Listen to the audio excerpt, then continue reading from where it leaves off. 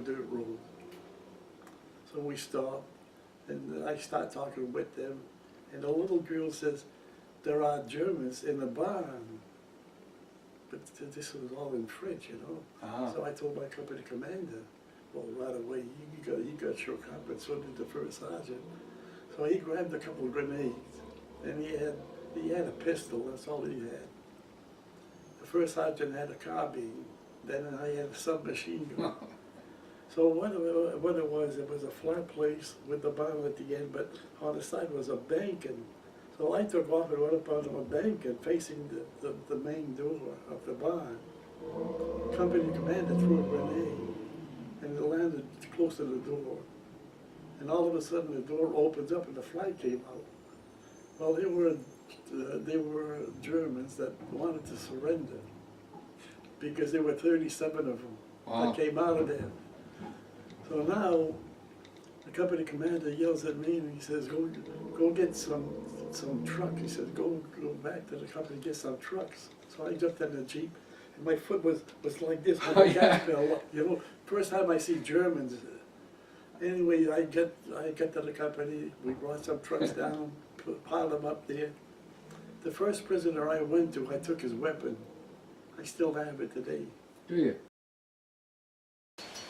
We landed on the Omaha beach, but not at the, they were 2 miles inland when we got there.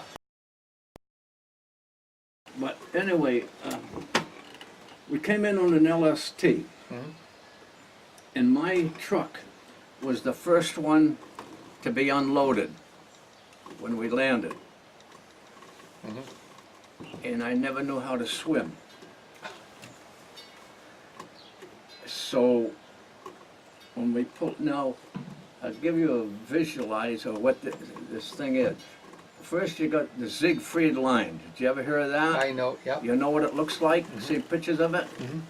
Okay, they're staggered all over the place along the beach. Then you got cables with like zeppelins, you know, small ones, holding the cable down. That to stop them from strafing you. So we come in, and you come in on high tide, and you gotta sit there like a sitting duck, wait for the tide to go, like 2 hours. I burned from here to there. His eyes, his nose, everything was like, they melted down into one, like a mask.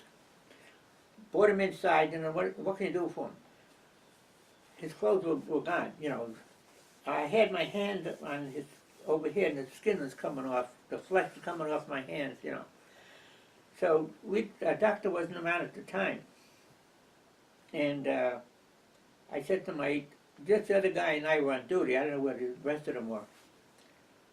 I said, we'll give him, I said, this guy is not going to live. I said, you know, and he was moaning and groaning, and the sounds coming out of his little tiny mouth was like unbelievable.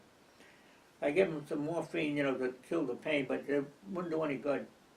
So I kept giving him more and more morphine. I said, I'm going to help this guy go away. So the other guy with me said, I said, when the doctor comes back, he's going to be mad as hell because you used up all this morphine. I said, this man is suffering beyond words. Turns out he was a German prisoner. I didn't know that. It didn't make any difference to me anyway. I pumped him full of morphine, and finally, it was over. Tell us how, you're being very modest here because you're not telling us how you got your medal, because you did something here, the second highest medal for Valor. Distinguished Service Cross. Exactly. So they don't just hand those out to anybody. Yeah, well, something happened. You don't have it there. Sure I do, but I'd rather you tell the story much better than me. What happened is we were in the middle way of France, and we were in a grape vineyard, and it was machine gun fire was keeping us from advancing.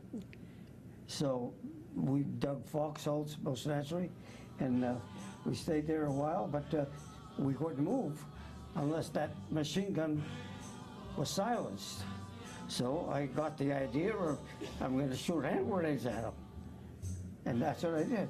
I shot them at different elevations so I could reach the spot where they were, and if they finally did it, I knocked it out. So you took them out. Yeah. How many hand grenades? Oh God, I must have fired maybe 6 or 7. You know, And- different elevations Right, because right.